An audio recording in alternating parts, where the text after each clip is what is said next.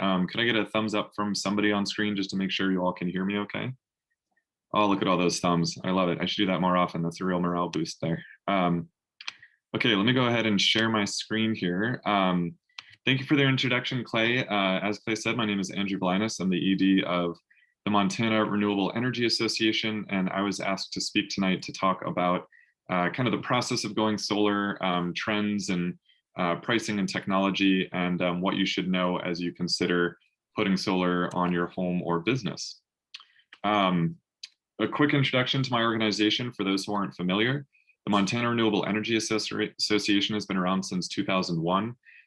We are a membership-based association made up of households, businesses, local governments, and our mission is to essentially educate and advocate for renewable energy everywhere around the state.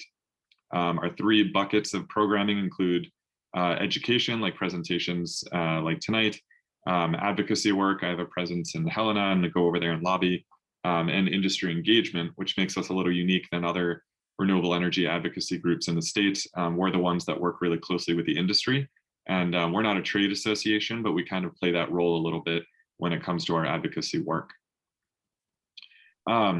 Okay, so if I can find my cursor, let's dive right in. Okay, just to make sure we're all on the same page, I like going over power versus energy first, because when it comes to solar and it comes to energy, there's a lot of terminology we throw out there, and I want everyone to be on the same page and understand what's going on. So first and foremost, power is how much work something does, and energy is how much power you use over a certain amount of time.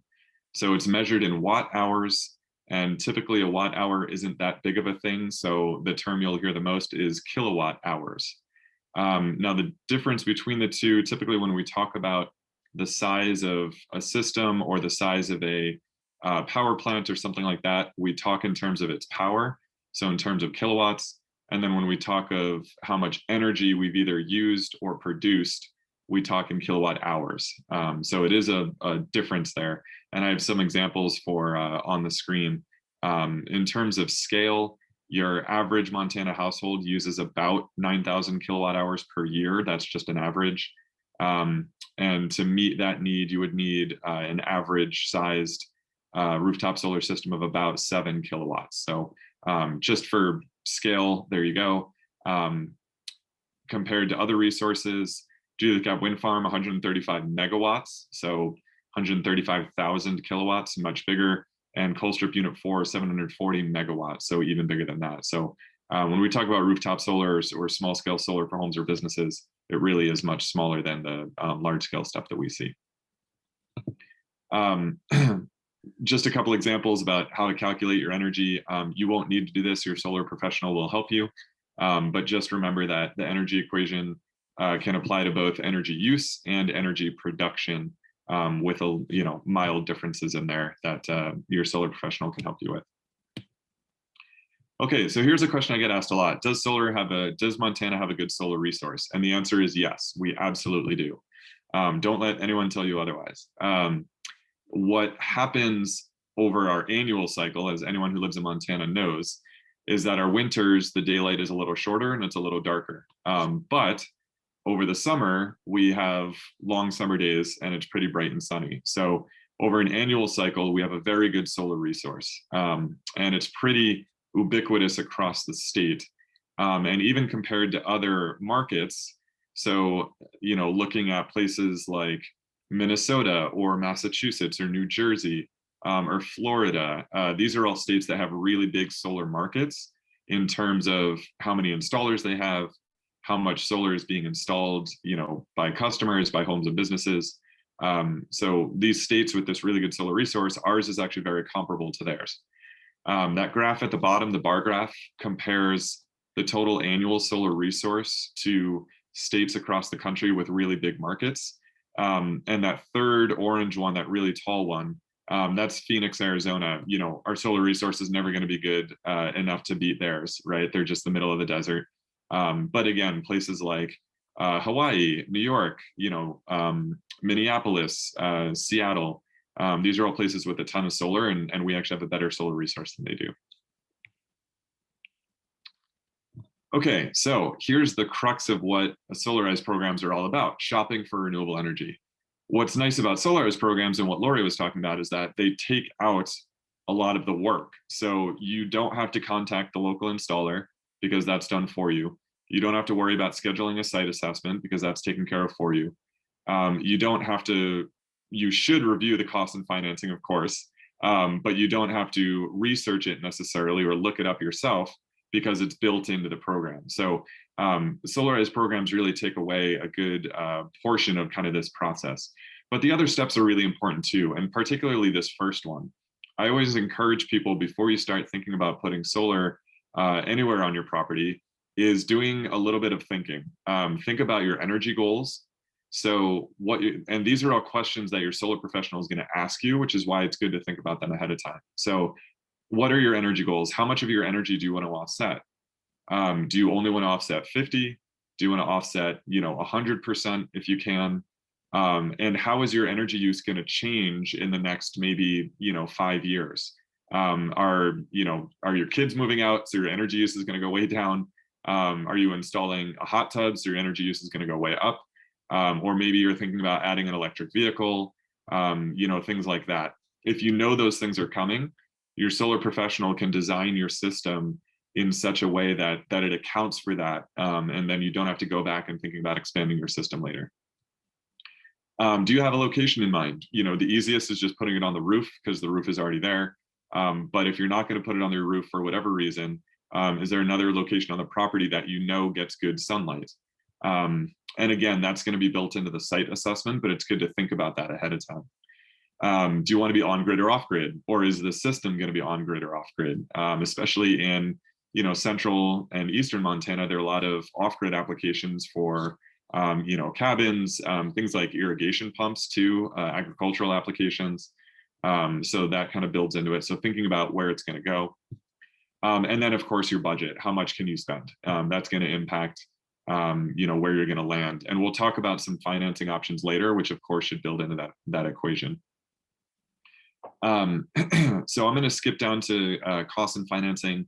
When we get there, I'll talk a little later in the presentation about those options, but just important that, although the solarized program helps by establishing kind of a one particular programming price or a range of programming prices, that takes a lot of the kind of research out of it, but you still need to make sure, obviously, that it fits your budget and that you factor in financing and incentive options into that.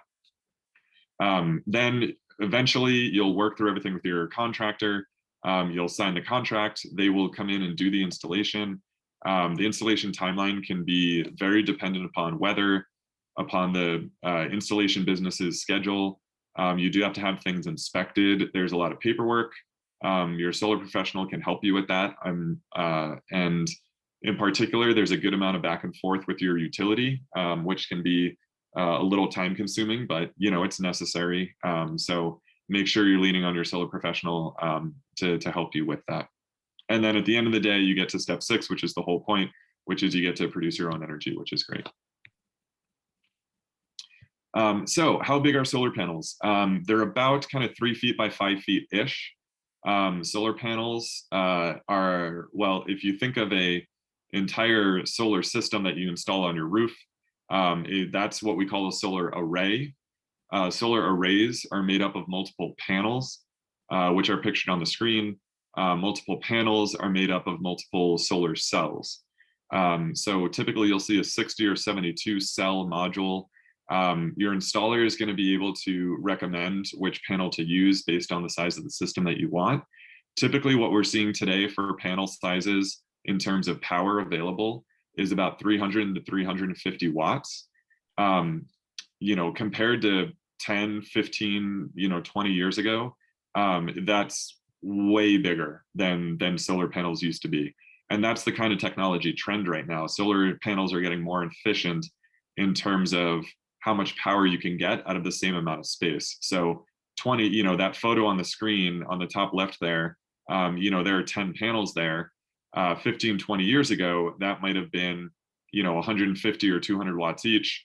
And now it's 350 watts each, right? So that same number of panels is giving you much more power. Durability and warranties. I get this question a lot, so I wanted to go over this. Warranties. Typically, your system will be warranted for 20 to 25 years. And that's actually based not on the panels, but really on the other components. Things like the inverter or things like that are more likely to need replacing than the panels. That doesn't mean I'm not saying they're likely to fail. I'm just saying compared to the panels, they are the component that is more likely to need replacing. Panels will continue producing for years and years and years with really limited degradation in the production value. I always tell a story there. I driving back and forth from Missoula, where I live, to Helena a lot, especially during the legislative session. And there is a small solar panel that's powering a train crossing light. And that panel has a bullet hole in it, and it's still producing energy. So they're pretty durable. They can make it work. So in terms of durability, panels are tested and designed to withstand high winds, hail, snow loads. The developers of these technologies realize that they are out in the elements, right? So they're designed as such. As a rule, I'm not going to tell you, a range of winds that it can survive, or snow load that it can survive, or hail it can survive, because you should talk to your installer about what panels you're buying and things like that. That's a solar panel manufacturer guarantee that they should make that I don't want to get put on the hook for, to be completely honest. So I'm not going to make any promises, but they do protect your roof. Actually, there was a really gnarly hailstorm that came through Billings. I think it was 2 years ago, and one of our installers went out to check the system, and what they noticed was that the entire roof was destroyed by the hail, except for the area underneath the solar panels. So they really do hold up. And again, all that's factored into the design, so make sure you ask your solar professional about it once you start chatting with them. As far as location and siting the array, again, this is mostly going to be a recommendation from the installer you work with. You do have the option of doing roof mounted or ground mounted. You want to look out for shading. Shading can be a really big deal. If that picture on the left there, if that was the situation on the roof, that's really going to knock down the production of your panels. So you want to make sure it's clear. There are easy ways to take care of it too. If there's just like one branch that's shading it a little bit, you could consider trimming it back. I have friends with rooftop arrays who have done that, and it's a really easy way that still allows you to put the panels on the roof and get a lot of production and have minimal impact on the tree in your yard, which you probably want to keep around. Roof angle and roof support, these are all things that will get looked at too, especially during the site assessment. You do need to make sure that your roof can support the load of the panels, plus weather, right? So snow, of course, in Montana and things like that. I've definitely heard of situations where the roof was old enough where it didn't have enough support.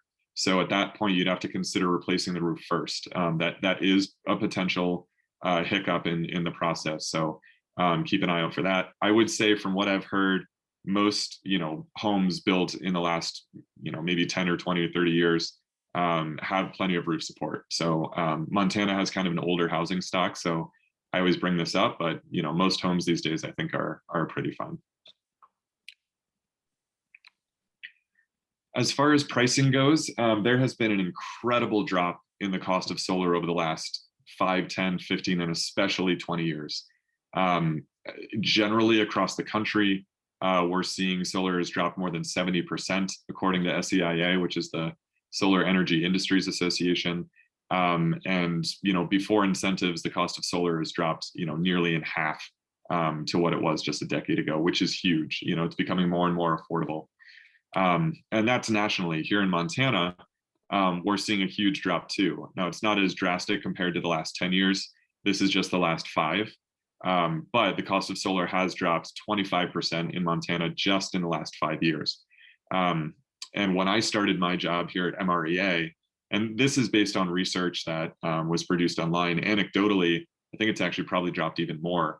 When I started at MREA in 2016, I think the cost of per watt for each system was about $4.50. And now we're seeing about $2.50. So nearly 50% just in 5 years. Your average system is going to cost you about $10,000 to $15,000 before you can take any incentives.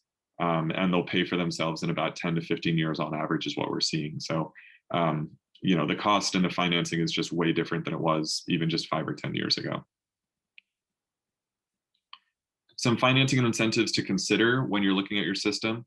The Montana Department of Environmental Quality has a loan option. It's called the Alternative Energy Revolving Loan Program. You can take out up to $40,000 at 3.25%. It's a really good program. A lot of people in Montana use it, so definitely one to consider. The staffer there is named Miranda, who manages that program. She's incredibly nice and very smart, so recommend reaching out to her. For those who can access the Clearwater Credit Union option, they have a home solar loan. The amount that you can take out, $25,000, is a little lower, and the percentage looks a little higher, but there are no fees. And so you'll want to compare those two loan options if you're looking at them, because either one of them could work for you. And I'm sorry, I included the city of Helena in here. Obviously, this won't work. This slide deck actually came from the Solarize Helena presentation originally, so I apologize for not editing that out. Another option to consider, especially in more rural parts of the state, although I think according to the U.S. government, the entire state is rural, is the Rural Energy for America program, the REAP program. You can get grants for qualifying agriculture and small businesses, up to 25% of the total cost, and that's a grant, not a loan. So that's a pretty big deal and a great option for folks. And there's plenty of information on all of these, particularly on our website, but online too. And I'm sure the Resource Council has those for you as well. And then, of course, a shout out to our friends at Northern Plains Resource Council and their amazing work passing the Commercial Property Test Clean Energy statute this last year. That was huge. And that hasn't rolled out yet. That's going to be up for local rollouts. But that'll be an option coming down the pipeline eventually. Another incentive to keep in mind is the federal investment tax credit. This is a tax credit from the federal government. You can get 26% of the total installed cost taken off the top in tax breaks. Of course, you do have to make sure that you have enough tax liability to take that tax credit. I know I've run into that where folks on fixed income or who are retired no longer have that option because there's no tax liability. So you need to make sure, talk with I'm not a tax professional, so make sure that you talk with your tax professional or a tax professional and make sure that's an option for you. The one thing I will mention, all of the discussions about the federal legislation right now, some of those discussions are about these tax credits, and that would include this one. And it would extend it for another 10 years and would also potentially make it what's called fully refundable, which would mean you wouldn't have to worry about your tax liability. You would just be able to take that money. It's sort of like a grant, effectively. So, and you can roll over that tax liability into future years. And there's some other nuances to it that we don't have to get into tonight. But if you have any questions, I'm happy to talk to anyone about them. Or point you off to like the Department of Revenue, who can also help out.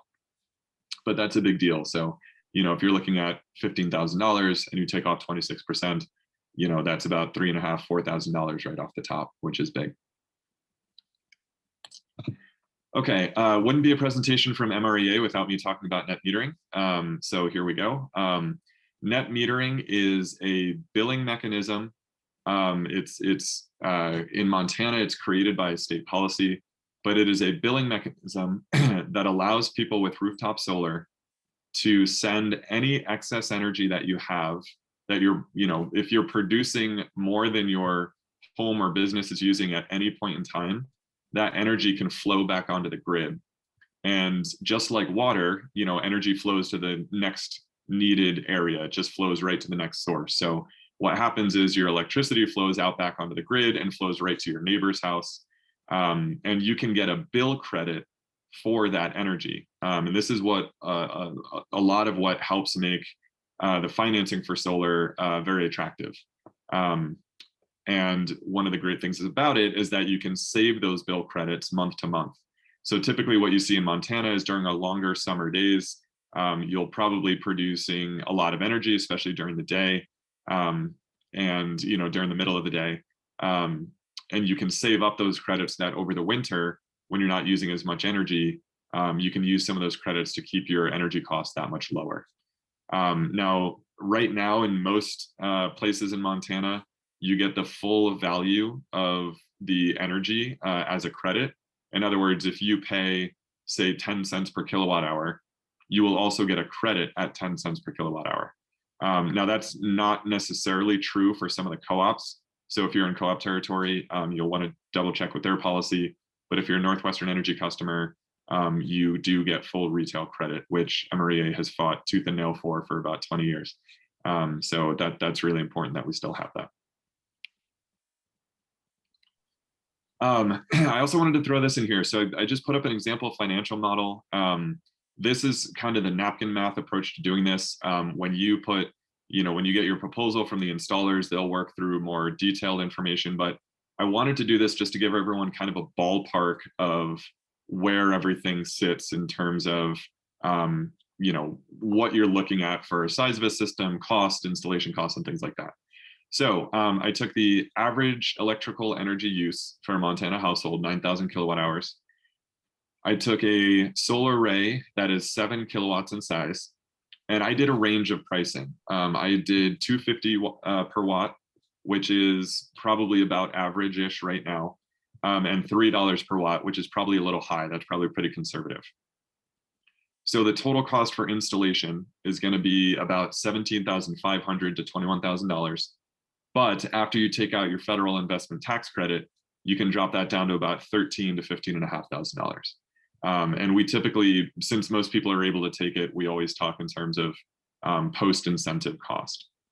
So then if you look at your energy cost, which I use Northwestern's, which is about almost 12 cents there, your total savings through the life of the system is going to be about $26,000. So your payback time, just your simple payback for when the system's going to end up paying for itself based on the energy production, is going to be 12 to 15 years. For a smaller system, that might be even a little faster, something like 10 or 12 years. And for the record, the industry kind of golden egg has always been 10 or under. So the fact that we're that close is great. And I know people who are starting to get payback times under 10 years, which is phenomenal. That beats the stock market. I mean, it's really good to have your investment pay off like that. And then once your system's paid off, you're still getting free energy at a really good value. So after your system has paid for itself, you're getting between $10,000 and $14,000 worth of energy savings over the life of the system, which is a pretty big deal. This is a estimated just output from the system, just to remind you that obviously your output's going to be seasonal. So July is going to be your best month. January, December are going to be your worst months for production. I didn't put the numbers on there because I didn't want anybody quoting me production and again, making promises that I can't keep for your solar panels.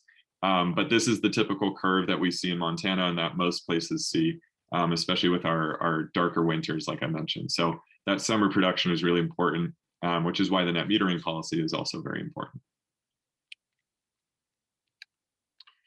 And then just a pseudo plug, but not really. I mean, the MREA website, a lot of the things I talked about, we just have tons of information about renewable energy and everything I shared tonight on our website, either at that link right on our homepage in the top right, or on the bottom left there where it says renewable energy information.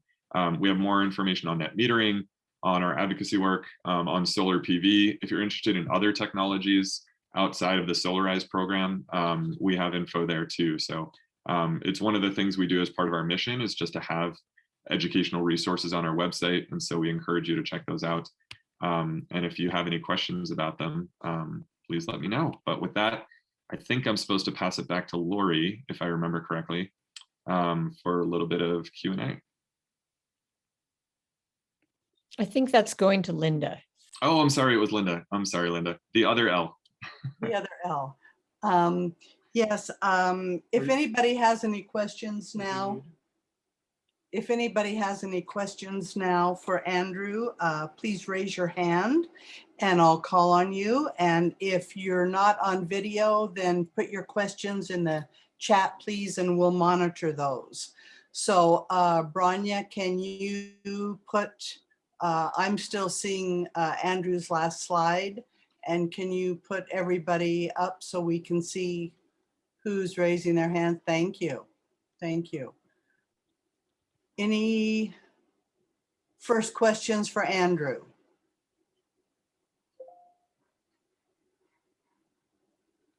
If not, we have a couple already in the chat that we could start with. Okay, Roger, I think Roger had his hand up. I don't have a question. I just want to emphasize that when we put our system in about 12 years ago,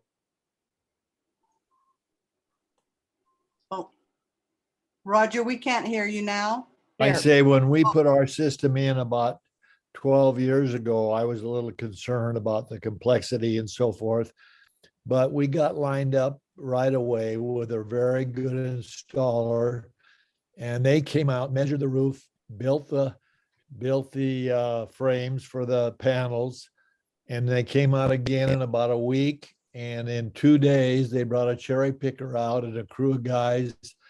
We were online, ready to go as ordered with no problems whatsoever. It's been just a trouble-free, one of the best investments we ever made. And that was when we were paying twice what you pay for now, basically. So don't be intimidated by the technology is all I had to say.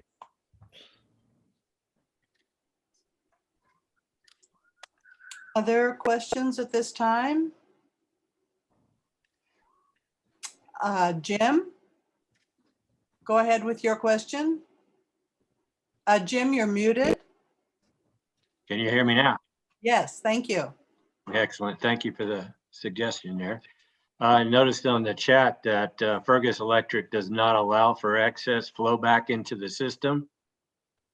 That seems that would dramatically affect the payback time. Also, for a retiree with limited income, that would affect the overall cost of the system as well. Does that sound correct to you? I personally can't answer that question. Is there somebody that can speak for the Fergus Electric issue? I'm on net metering on Fergus Electric. They do buy it back. Oh, Yeah, they definitely do. Mhm. This is Bud Barta answering. So Bud, they do same as Northwest. I'm not sure how Northwest does, but I know Fergus Electric does. Okay. Yeah, So Northwestern and Ferguson Electric both do. Yeah, there's only a couple of co-ops in the state that don't offer a net metering program at all. Most of them do. Some of them have limitations on, some of the co-ops have limitations on how big of a system you can install. And their credit value might be different. It might be lower than the full retail rate. But for Northwestern Energy, they do have to let you net meter, and they do have to offer you full retail rate net metering, because that's written in statute and also in their regulations through the Public Service Commission. That was required that they continue to offer full retail rate net metering. Yeah, Oh. so as far as Fergus goes up, the best thing to do is check with them regarding their limitations of flow back and their cost per kilowatt reimbursement, right? It's always great to check with the co-op. Yep. A lot of that information is on their websites. So you can look it up online. And yeah, I always think it's good to look at. Your solar installer is also going to look at that for sure and make sure they know, how big of a system you're allowed to install. When they put together your payback model, they'll include the cost of energy and the value of the solar that's sent back to the grid. So they will definitely look at all of that. Andrew, continuing with that same line of questioning, do you know if either Fergus Electric or Northwest Energy, do they have limitations on the size of the system that you can put up? Do you know? They do, yeah. Northwestern's is 50 kilowatts, and that's written in Montana statute. And that should be plenty for your average household, more than enough. For some households that are larger energy users, if you have like a shop or for an agricultural application, 50 hopefully is enough, but might not be quite enough. But it's 50 kW for Northwestern Energy. And if you run into there's a nuance that I don't necessarily want to get into or could get into tonight, but it would take us a while. There are a couple ways to kind of get around the 50 kilowatt limit, depending on your setup at your home or business. But it's a little wonky. For the most part, it's just 50 kW. And it looks like, I wasn't sure what Fergus's was, and somebody in the chat said 25 kW. So thank you for whoever looked that up. And that sounds about right. Most of the co-ops offer 10 or 15. With the cooperatives, sometimes you're allowed to go over their limit if you talk to them about it and they okay it.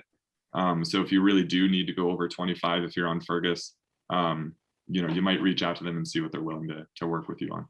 Okay, and again, Andrew, wouldn't 25 kilowatt system be adequate for most average homes? For an average home, it should be. Yes, okay. All right, other questions for Andrew? Yes, Jim, another question?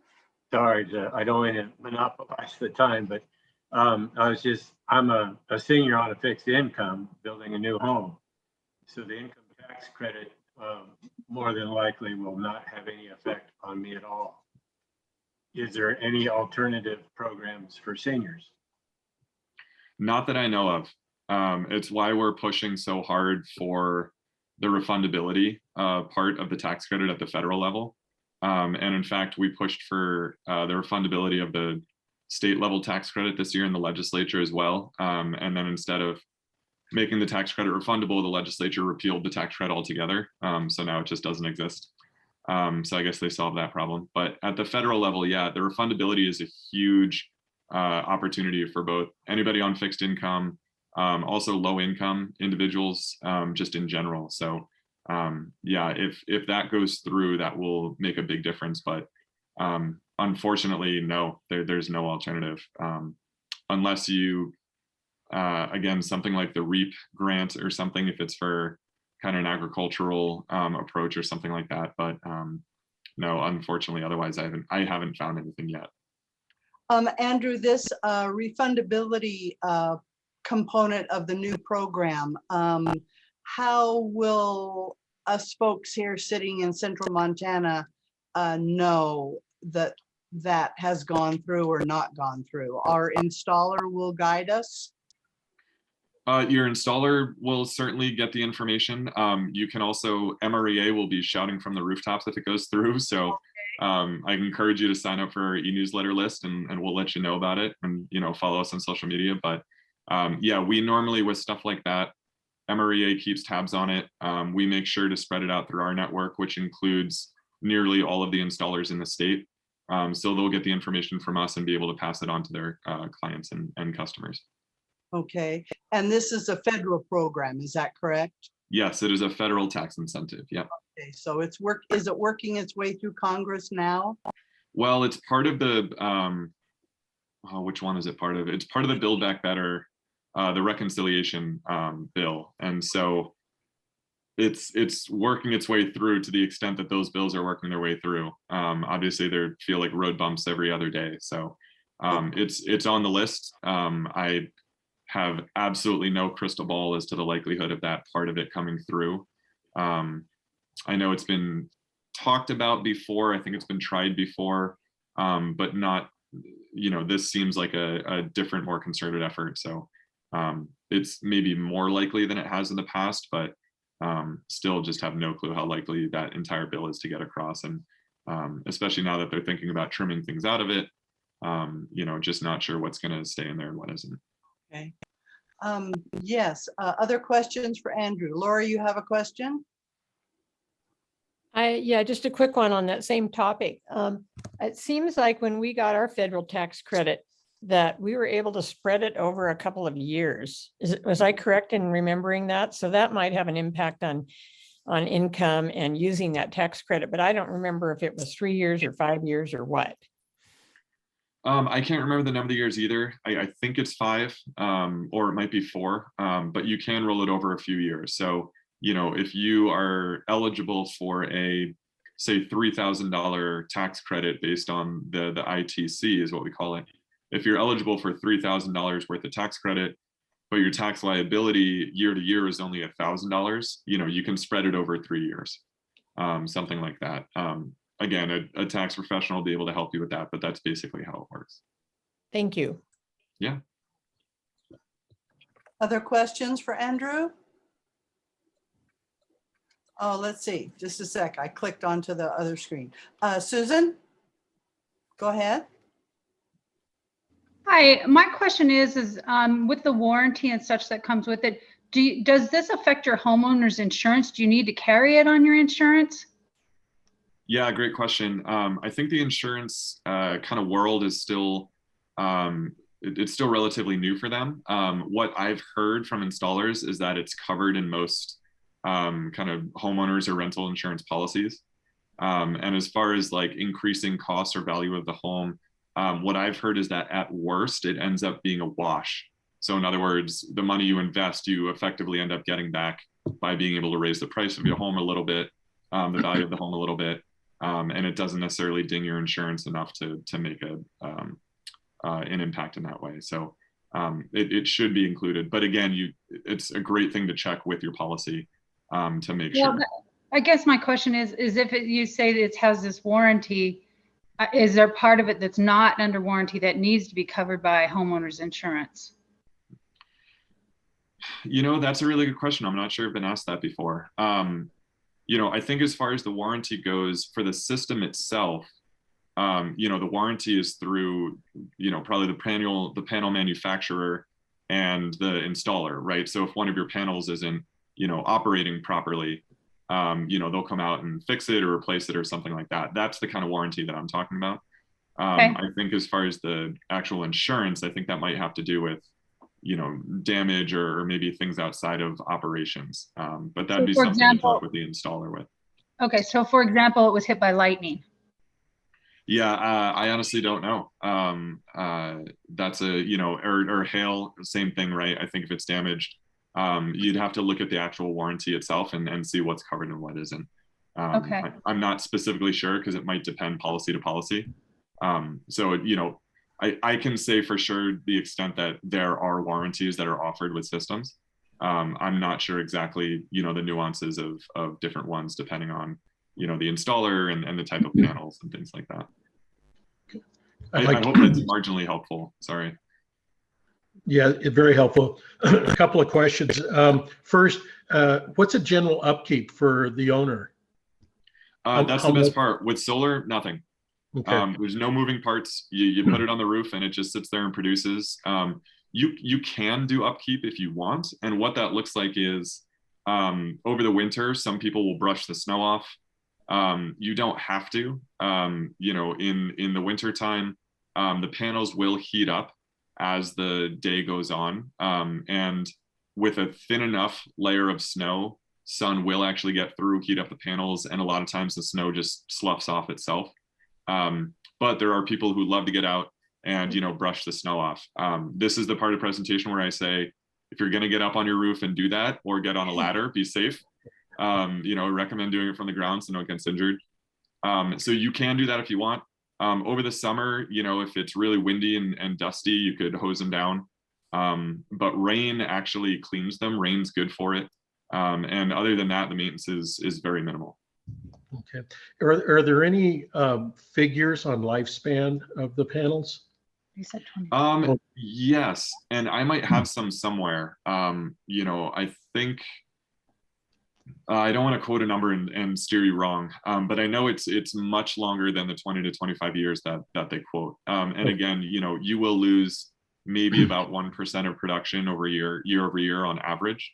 But you know, that's, you know, it might take 40 or 50 years for that to really kind of add up. Are there a lot of different manufacturers of the panels? There are a number of them. I mean, there aren't, you know, I'd say the market is dominated probably by 10 or less kind of panel manufacturers.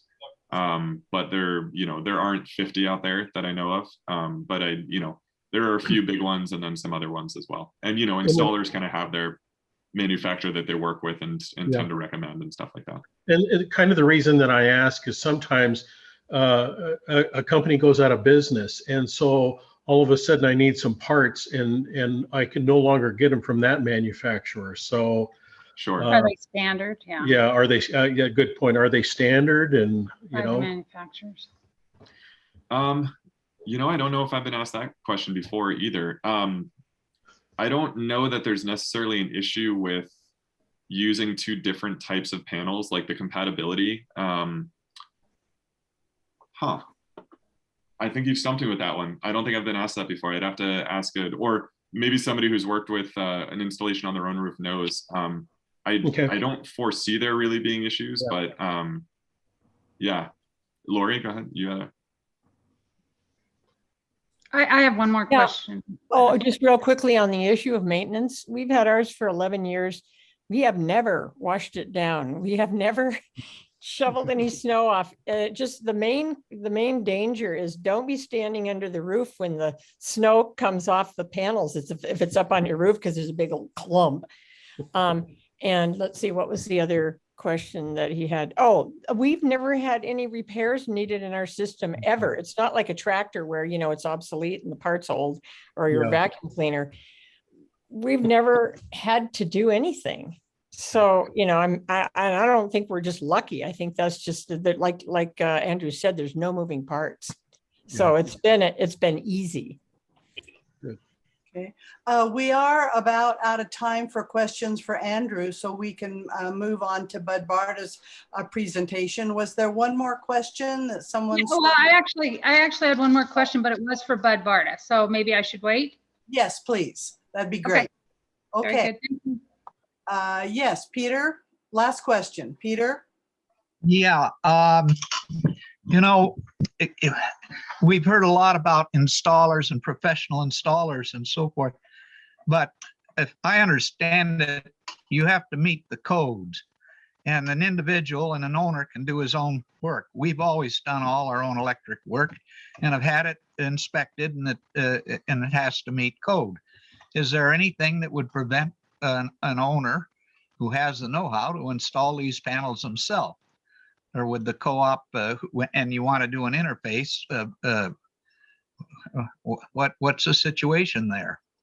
Yeah, you definitely can. The only thing to be aware of is if you are going to connect your system to the grid, like if you're going to participate in net metering, the grid connection has to be done by a licensed electrician.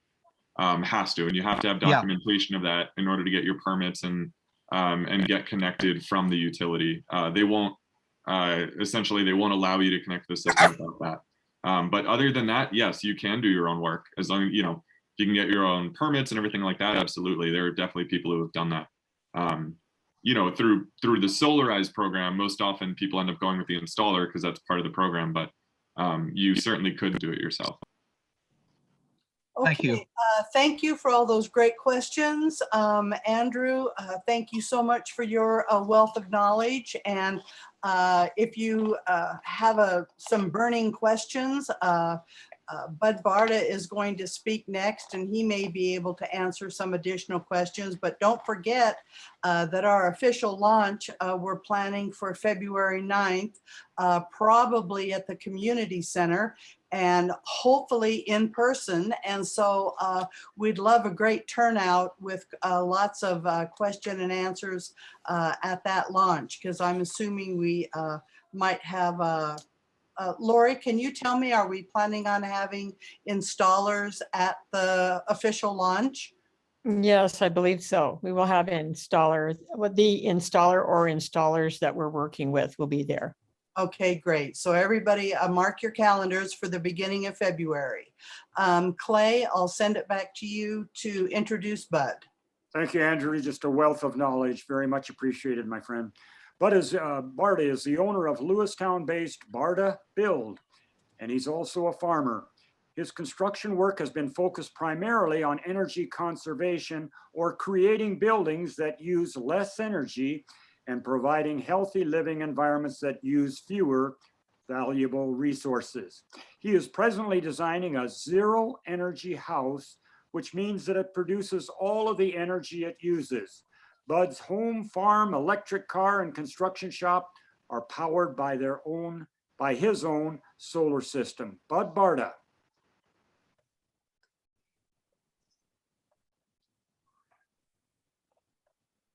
Thanks, Clay.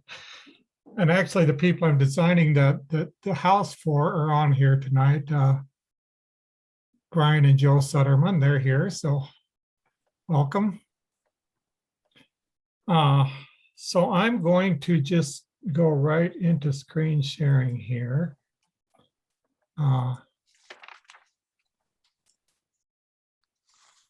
So can you see that okay? Yes, Yeah. yes, bud. Okay, so this is my system. It's a 13.5 kilowatt system. It's 84 feet long and 12 feet high. I'm real envious of what panels are producing now. Each of these panels is 260 watt and they're 6 feet by 3 feet. The ones that Andrew was talking about, they're 350 kilowatt and they're much smaller. So that would have been helpful. Looking at this, at the front of this panel, there's just one kind of interesting thing here. You see all the snow brush down below it. You won't see that above it. There's a lot of snow comes off these panels. And I do sweep the snow off my panels. Now, going to the back of the panels, in a way, the back is a little more interesting. There's stuff going on there. But solar panels produce direct current electricity like a car has. And our houses use alternating current. So we have to convert that. And looking at these panels, you'll see these little microinverters. There's one for each panel on my system. And those microinverters convert the direct current electricity to alternating current and synchronize it with the grid. Now, I suspect most systems, I'm not sure, but I suspect most systems tie all their panels together and have one inverter that runs the whole system. I'm the only one I know who has done this, but I know there's tons of them around, but the other ones I've been around were done the other way. That were on some of my jobs. One of the advantages of this is if one panel goes down, you know it instantly because they're all monitored individually.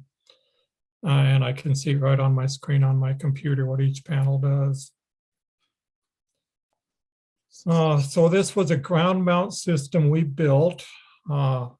It's built out of well casing. Here's the pipes that go in the ground 4 feet to, and around concrete to avoid frost heave. And then I just designed this metal network here to hold my panels. Me and my construction crew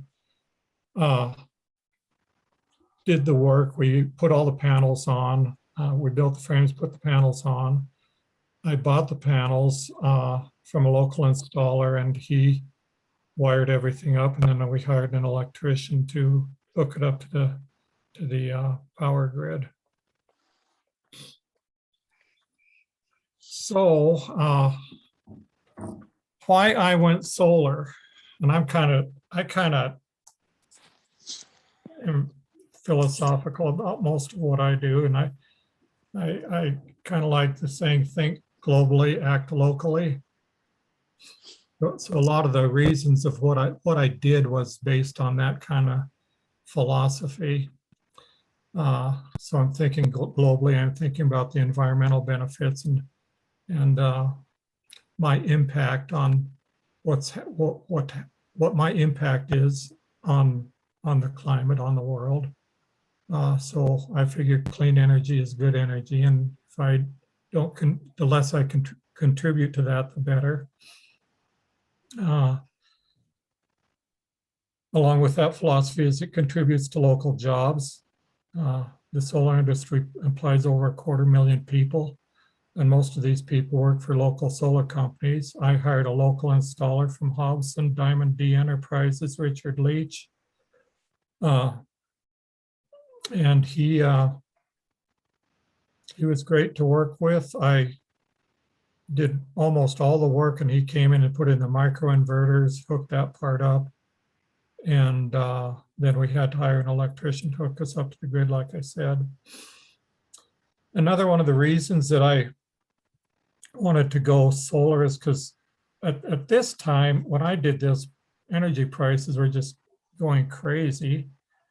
And I wanted to kind of lock in my energy price. So as time went on, the price of electricity hasn't really gone up, but if it does, it's not going to affect me. And just because I'm philosophical about what I do doesn't mean that it doesn't have to make common sense. It doesn't have to financially pan out. So I figured my system is netting me about a 7% return on my investment. And one of the biggest reasons that I'm going solar, save the best for last, is I'm thinking about retirement. And in my retirement, I want to reduce my fixed costs, I want to reduce my energy bills in this instance. So for $45 a month, which I have to pay the Fergus Electric, I have all the electricity for my house, I have all the electricity for heating my house, I have all the electricity for my construction shop, I have all the electricity for my farm, including bin fans that sometimes run for up to 2 months. And I have electricity for my electric car. So going into retirement, that's a huge benefit to not have those bills.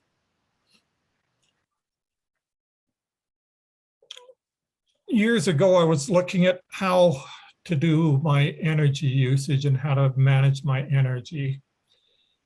And reducing energy needs is the least expensive method.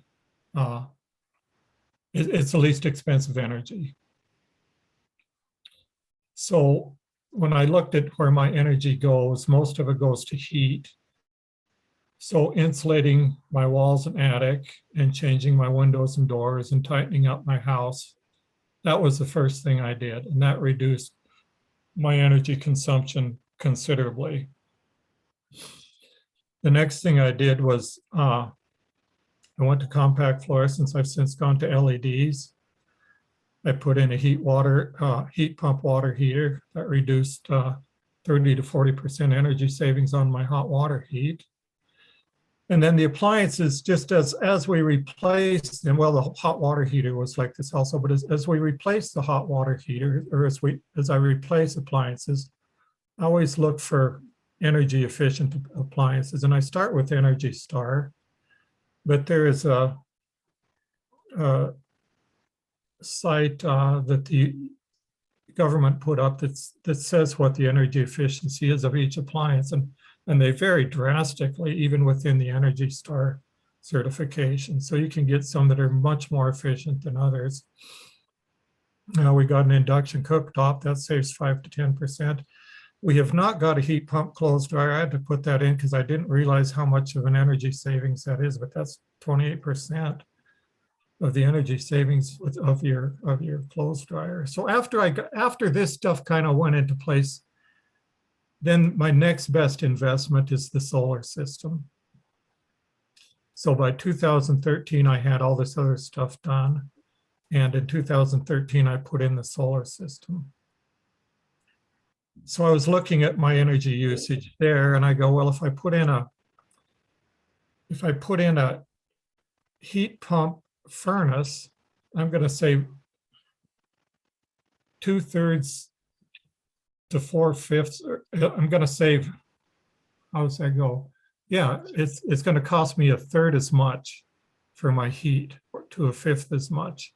So I'm saving a lot of energy there. So I put in a heat pump air conditioner, which gave me enough electricity left over to run my electric car, which it produces enough for about 8,000 miles a year.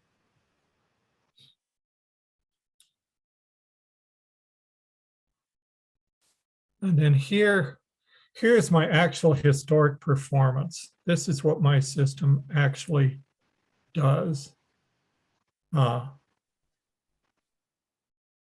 And there's just a couple things I want to point out here.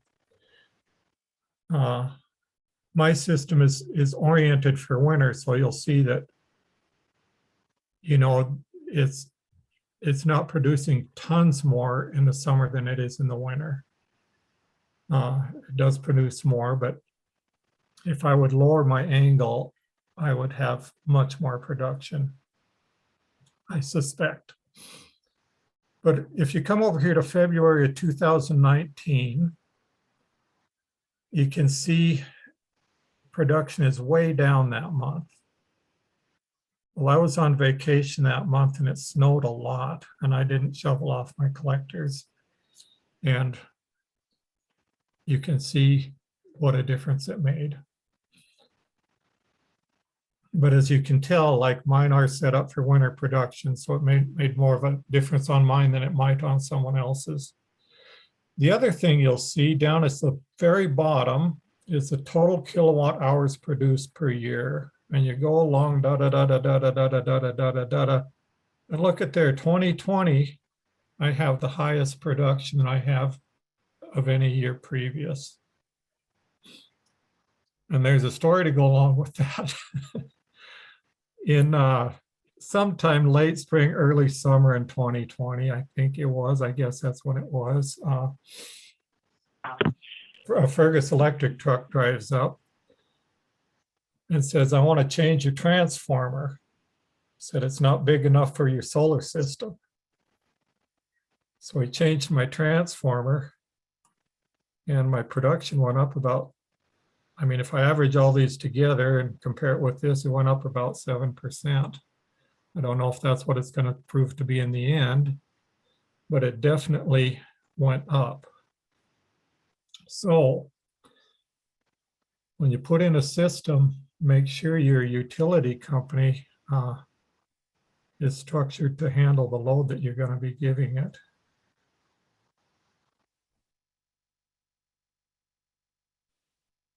Now, figuring my return on my investment, judging from the data you saw on the previous slide, at 12 cents a kilowatt hour, which is about what we pay, I've generated almost $16,000 worth of electricity in the last 7 years. That comes out to $22.67 per year. It costs me $540 to hook up to the Fergus Electric. That $40 a month, which gives me a net return of $1,727 a year. System cost of $37,000. Deduct the tax credit. So my cost was $23,760. That gives me 13.8 years to pay it back. Return on investment of 7.27%. Now I called Richard and asked him, you know, what these costs would be today, and he said to figure out $1.90 a watt installed. I don't know, that seems like there's some disconnect.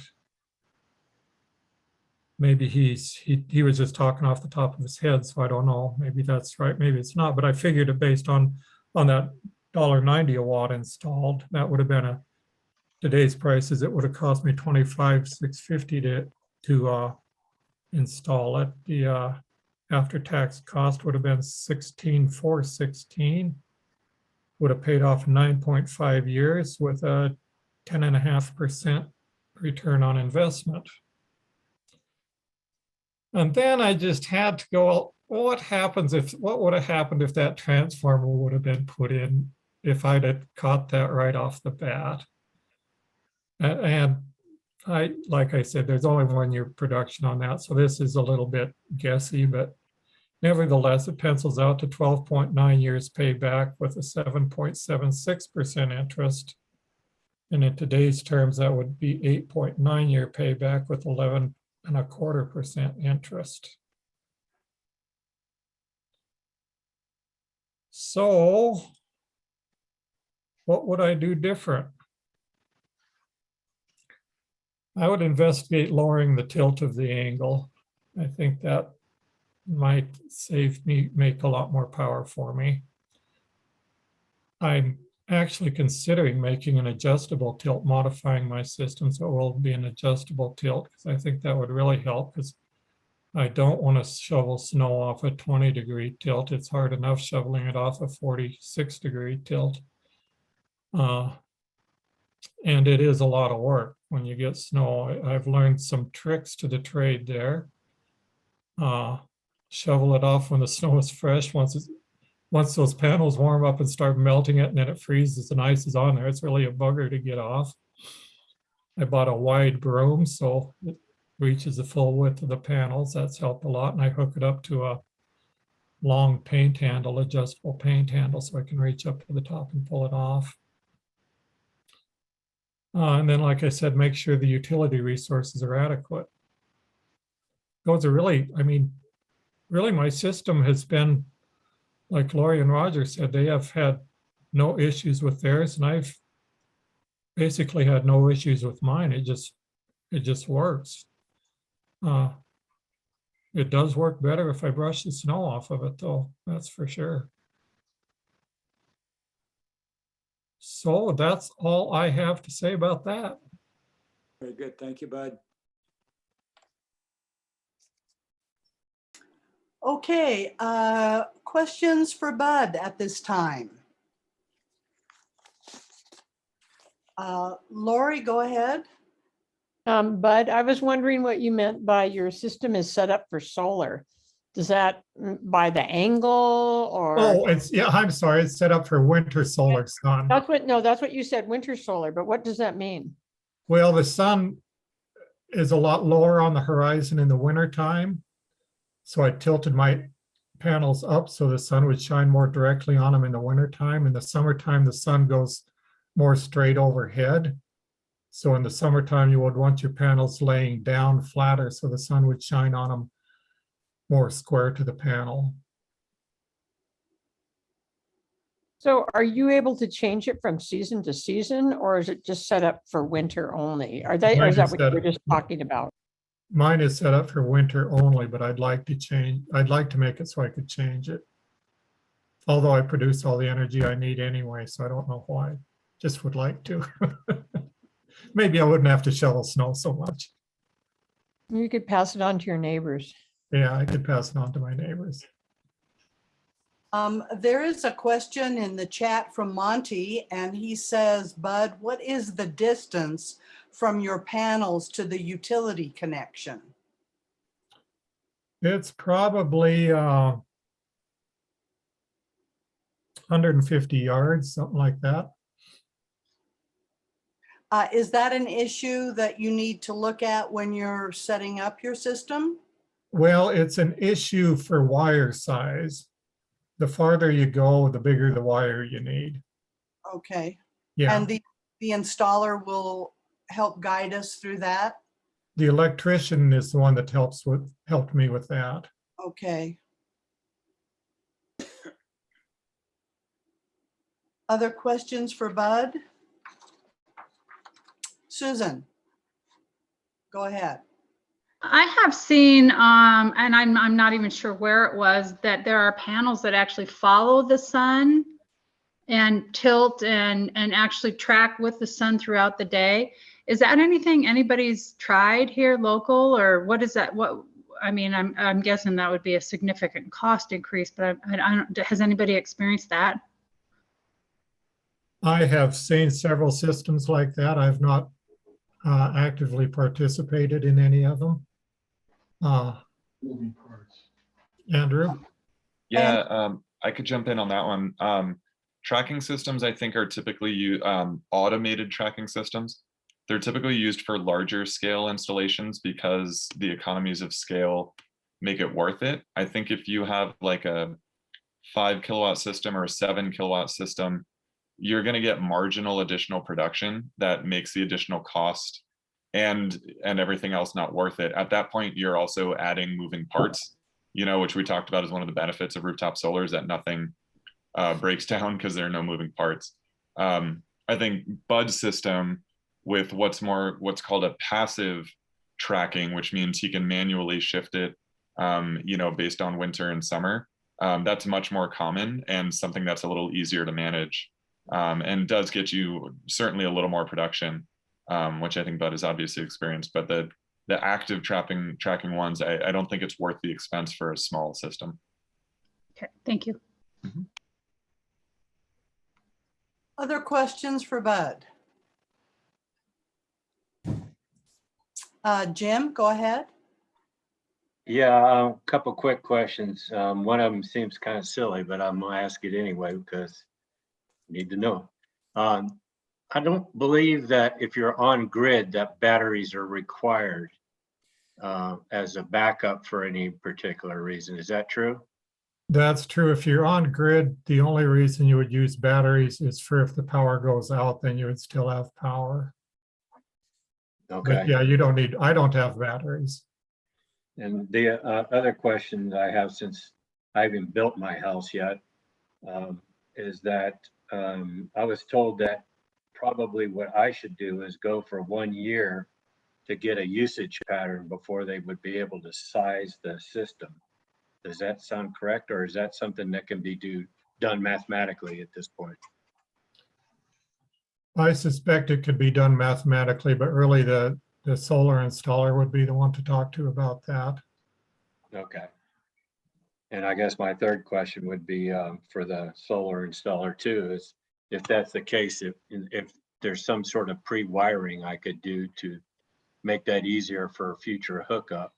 Oh, So, there definitely is, and I've done this in houses where I run wires up in the attic, so they're there ready to be used, and you don't have to try and figure out how to get wires down to your breaker box or wherever you're connecting up to the utility. So if you put those wires in while you're building, it's going to be helpful.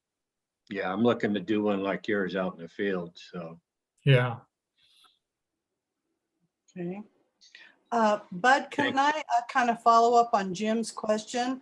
Because I don't know much about this yet, but so you obviously need your solar installer, and then you also need a licensed electrician. That's a whole separate person. That's separate unless the installer is a licensed electrician. Okay, so they can probably do everything. If they're a licensed electrician, they can, yes. Okay, okay. And a licensed electrician can do everything too, Wow. if they want to. Lori?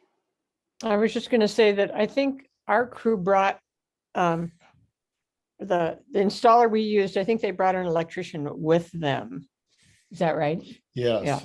So who was really familiar with the panels and hooking up, and it made it easy because he was experienced in that field. And also talking to Jim's question, we had a steel building we put ours on, and we consulted with an installer, and he said that we need to find the solar south. And we oriented the building, which you could do for your land mount would be no problem, but we oriented our building to be solar south to get the maximum efficiency. Yeah, that's one of the advantages of a ground mount is you can orient it the way you want to, and you can get the tilt angle the way you want to. Whereas when you're putting it on a building, you're kind of stuck with the way the building is. That's what I was going to ask you a question, Bud, is why did you decide on a ground mount instead of putting it on one of your buildings? Maybe that might have been closer to the utility hookup. Well, my buildings don't really face the right direction, and I don't have 84 foot of buildings to put it on. You need smaller panels. Yeah, today's panels maybe, but my buildings aren't oriented properly, so it just wouldn't work. But that would be a good solution if you had shading issues. In our situation, in our commercial building in Seattle, when we first did an assessment, they said no go because there was too much shading from the trees that were adjacent. And after about a year, we went back and said, oh, wait a minute now, I think we can make this work. So we met with the city arborist and the installer and all these people. And we decided that if we just cut some of those limbs down off the tree, then it made it a profitable proposition for us. So there are solutions to shading as a ground mount, or as I think Andrew mentioned, just trimming your trees. Other questions for Bud? Peter has one. Hmm? Peter. Oh, Peter? Yes. Are there on building mounts where you're mounting the system on buildings and rooftops? Are there any problems with the fasteners leaking? You know, I think they have that I mean, technology. you're I think they have that technology down pretty well. Yeah, I've never heard of it being a problem. Roger, you had a comment to that? Yeah, I was very concerned about that myself, Peter, as they were going to be approximately 300 piercings to my brand new steel roof. And he said, oh, we have a double gasket fastener that we use, and we haven't had one drip come through the roofs in 12 years. So I wouldn't worry about that. okay. Thank you. Others? I think Barry. Barry? Barry, go ahead. Yeah, Bud, I noticed you have some pretty good figures. Does that mean you had a monitoring system that came with your system, a way to monitor how things are going? Yeah, these Envoy microinverters monitor the system really well. Yeah, they give me monthly production. I can see what each panel does. And it just, I mean, it just is over the internet, really. But there's a monitoring system. And that is one thing that I did have a little bit of a problem with, because the hookup for that is in my shop, which is too far away from my Wi-Fi. So I had to put a booster in my shop so it would boost that signal to my Wi-Fi.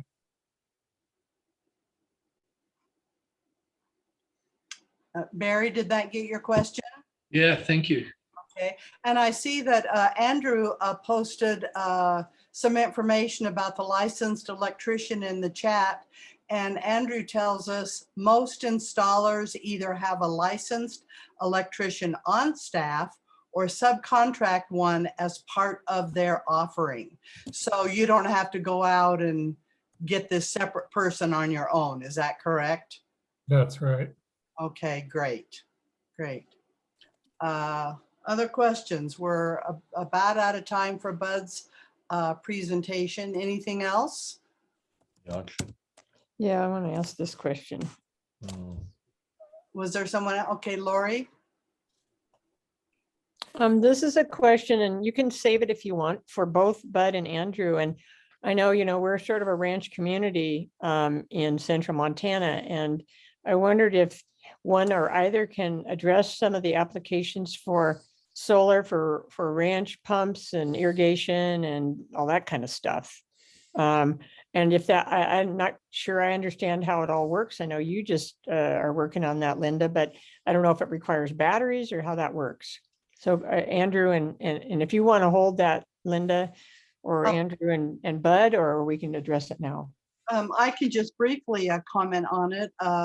My husband's been hauling water for weeks to our group of bred heifers north of Moore. We had a pond dry up that we've never had dry up in decades, and the springs that feed it. And so finally we had another a rancher over near Hobson that we are partners with.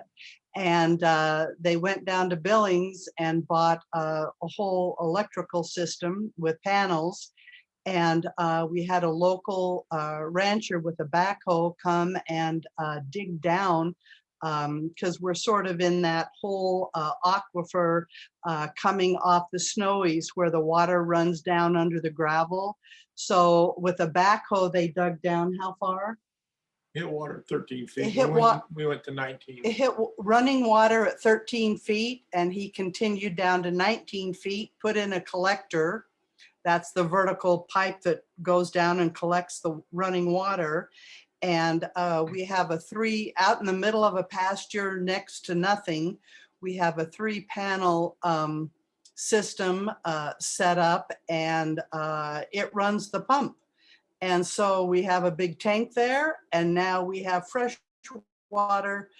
There's a float that turns it off and on. Mercury float. There's a mercury float that monitors the level of the water in the tank, and it gets so low and up comes the water and shuts off when the tank is full.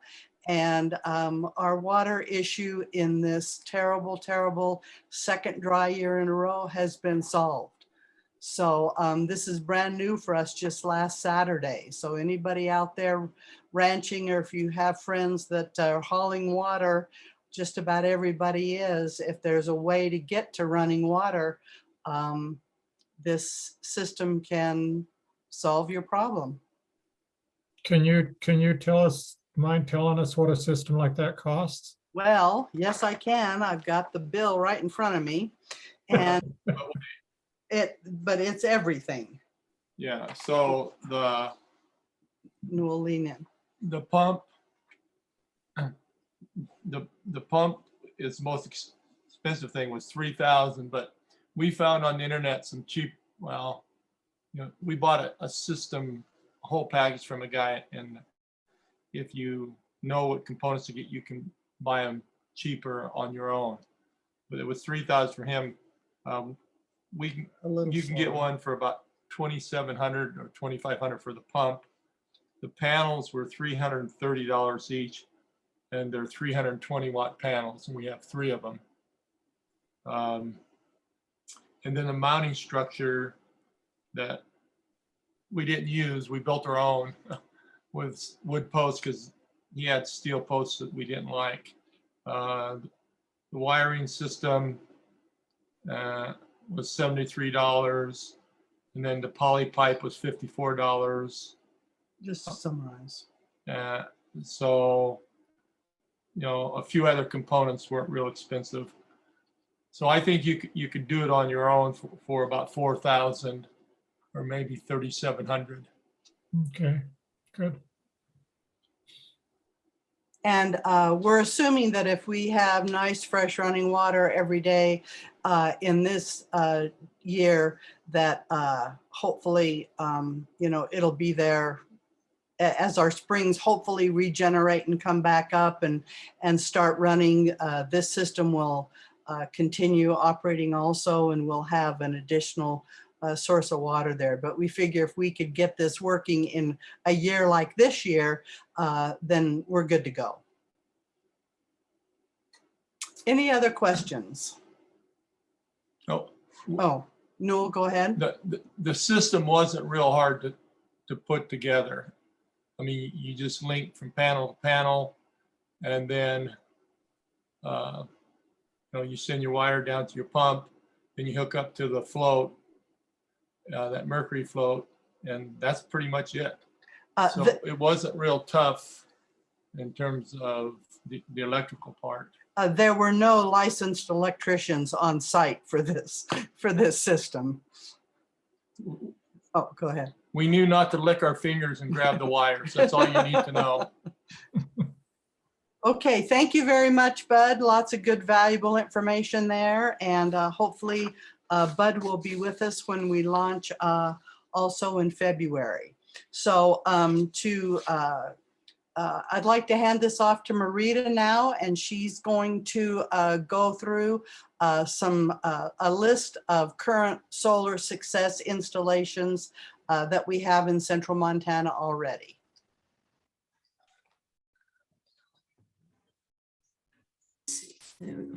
Hi, I'm Marita Valencia. I'm also a member of CMRC, and we just wanted to show you some pictures of local installations, some homes, some businesses and nonprofits, and with some statements that their owners have made about their systems.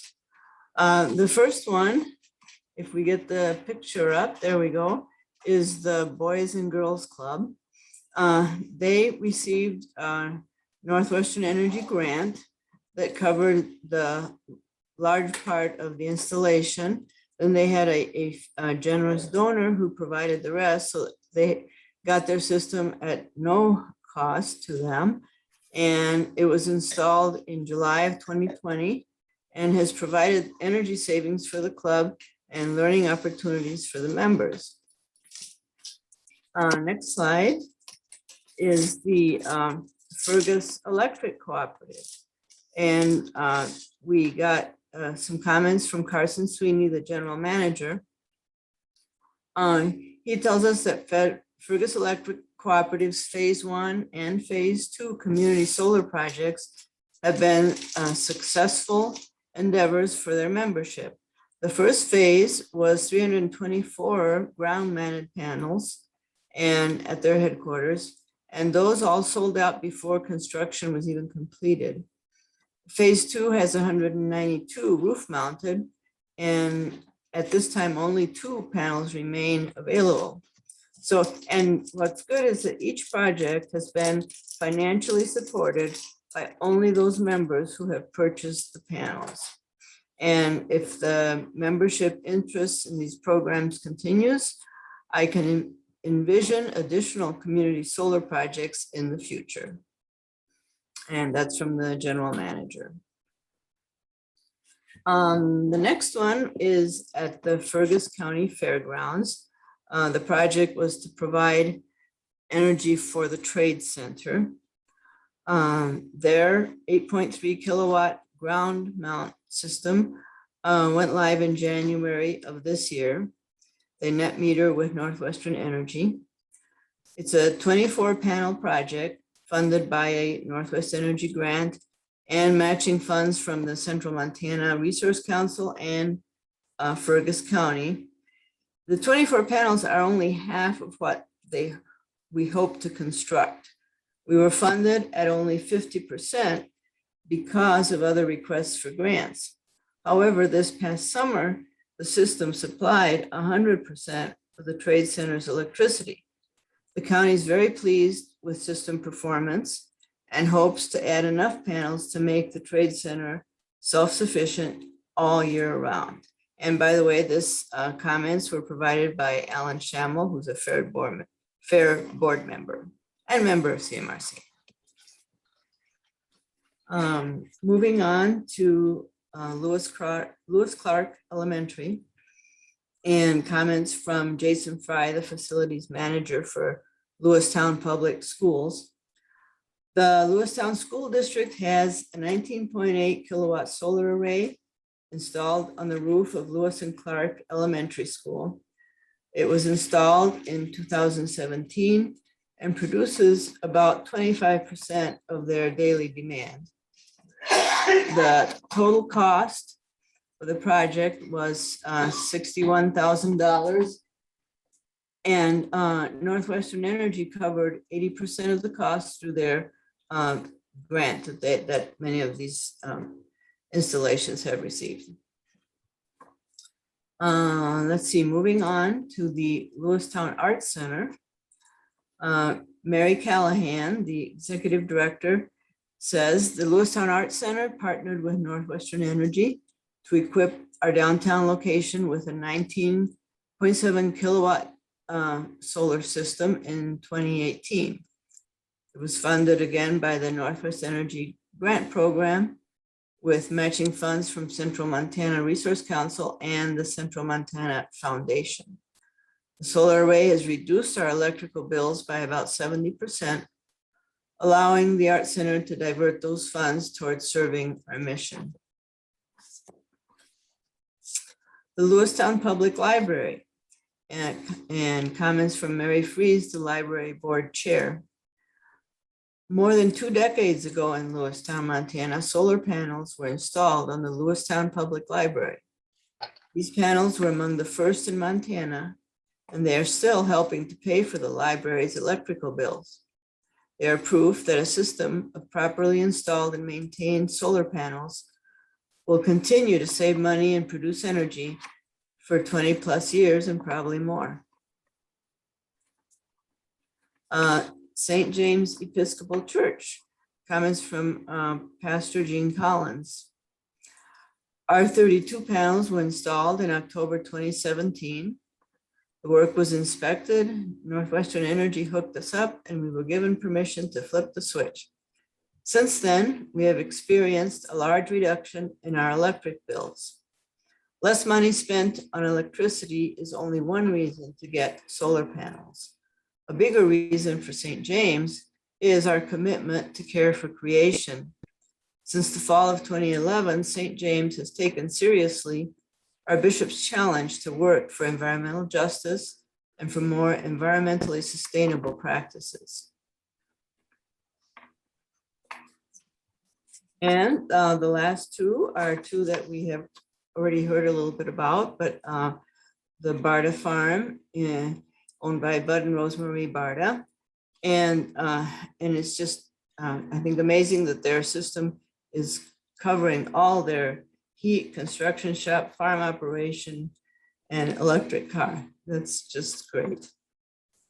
And last but not least, Roger and Lori Lohr's system, 66 panels, 15 kilowatt solar system, and net meter with Fergus Electric, and again, are generating 100% of the electricity they need. And even though they paid a lot more than they would pay now, they still think it's one of the best investments they ever made. So there are many more places around here that have solar installations, but this is some examples, and I will pass it back to Clay. And now for the most exciting part of the evening, not that this so far hasn't been exciting. What a wealth of knowledge tonight, huh? From our great presenters and the great questions and answers. And man, it looks like solar's here to stay, huh? Now for the gun raffle drawing. I'll tell everybody that it's your last chance to buy a gun raffle tickets. Again, we have those two guns that I have mentioned so far. We have a few tickets left. Each ticket is $5, and you can buy 5 for $20. If you haven't bought a raffle ticket yet, and you want one more chance, right now is the time to do it. Write in the chat how many tickets you'd be interested in buying and which model you want to be put in the raffle for. You can find the chat if you click on the button that says chat at the bottom of your screen. You can then send a check to Central Montana Resource Council, and your names, I'm assuring you, will be put in the barrel for the drawing. And do we have any last minute takers? If so, you have about a minute to get your information in the chat.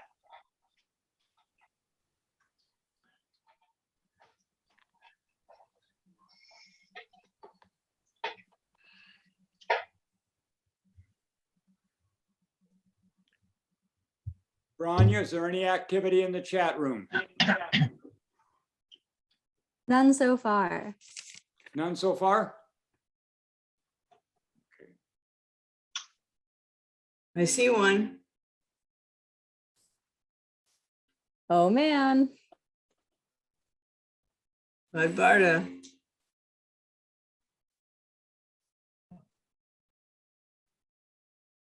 Branya, you tell me when to proceed. Hang on, I have to fill out Bud's tickets. Bud, do you want to go for some on each gun? Because we're going to draw 2 winners.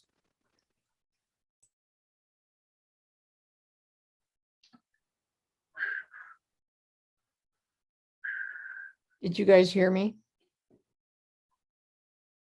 I can hear you, Lori. Okay. Why don't you just do 5 tickets for each gun if you have them? 5 tickets. Oh, okay. Yeah, I can do that. Okay. All we have to do is fill those out, we'll put them in the pot, and we're ready to draw. We're sold out. We've sold every ticket, Lori? That's right. Amazing. It'll just take a minute for me to fill these out and mix them in with the rest. So hold on, folks. And if anybody has any other words of wisdom about their solar arrays, but just leave them on top there. How about if we tie a string to one, Bud? Yeah, go ahead and do that. Hey, this is Rachel Stansberry. And when I was at yoga this morning, one of the women at yoga was talking about, she has a solar operation. She lives out by Merida, and they had a hailstorm, and the hail didn't hurt the solar panels at all, even though it hurt her roof. So I thought that's a pretty good, I guess, statement for how strong the panels are. So I thought I'd share that. Yeah, they had to have their roof replaced, so, but the panels were taken down, replaced the roof and put the panels back up, no damage. And while we're on the insurance subject, mine aren't covered by homeowners because they're not on my home. And mine cost me $150 a year to insure. That's really reasonable. Yeah. Bud, do you happen to know if there's any issues right now with the supply chain with panels? Because we're kicking off our Solarize campaign in February, hoping to have it all wrapped up and installs fully underway during 2022. Are we going to run up against a slowdown with the availability of solar panels? Do you happen to know? I don't know that at all. Probably have to talk with installers to find that out. Okay.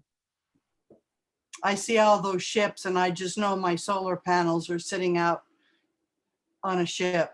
Yeah, right.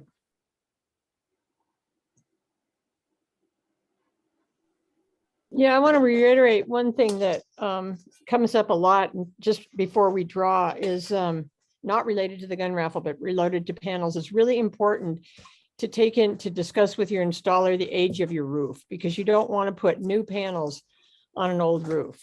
So that's something that you need to, I mean, they're the experts. I can't guide you on that, but you definitely need to put that into the under consideration. So without any further ado, since we're sold out, Roger and I are going to go ahead and are you going to hold the bowl, honey? Yeah. Okay, so I will blind, since I have bought gun raffle tickets.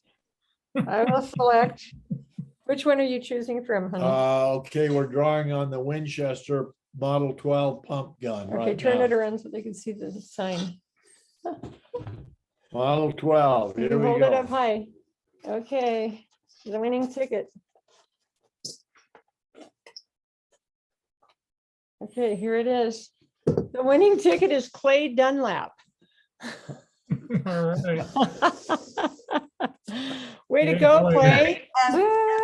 Was that the shotgun? Yeah, that's Yeah. for the shotgun. Okay. Nice job, Clay. Okay. And for the mint condition Model 9432 Winchester Special. That's for the rifle. Okay, now really mix this up good so that you can see. Don't draw me again. Don't draw me again. What's that? I won't. We'll throw it back in if we do. Okay, here's the winning ticket right here. Tom Evans. I don't know if he's here tonight, but he's our winner. There he is, Tom Evans. So we had one winner present tonight, and you're all winners because you're supporting Central Montana Resource Council and our work for clean energy, clean water, and local foods. So thank you to everyone who's contributed.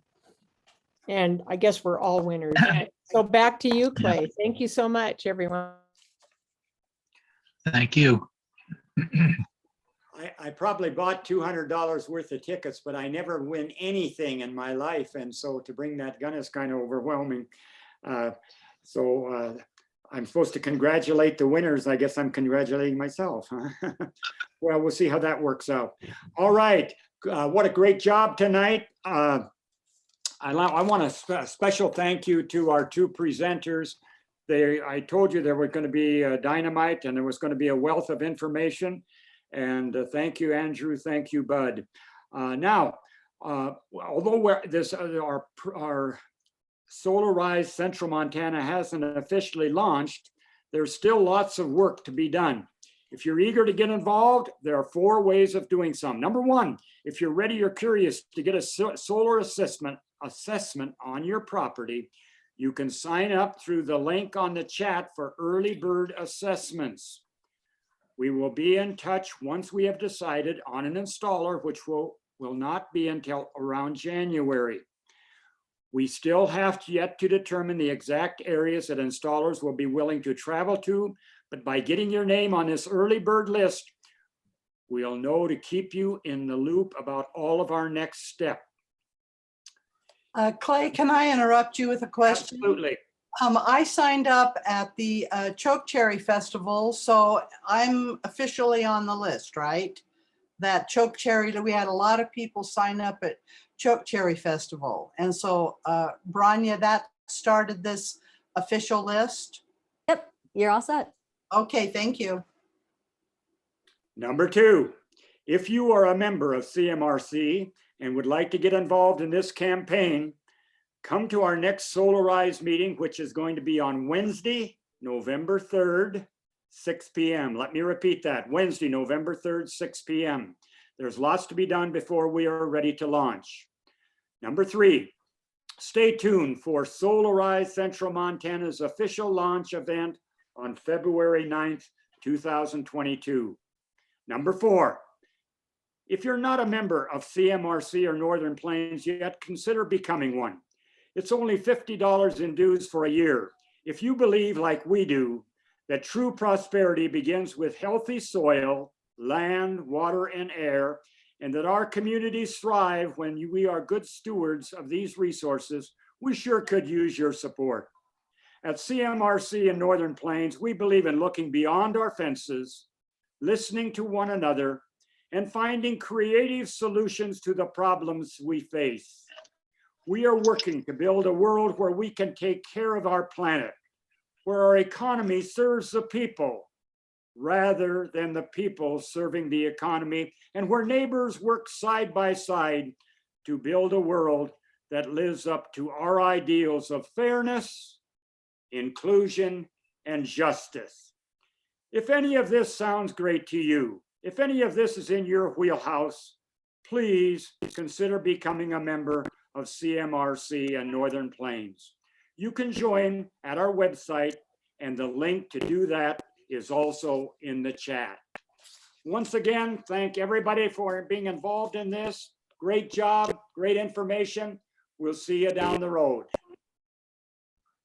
Thank you.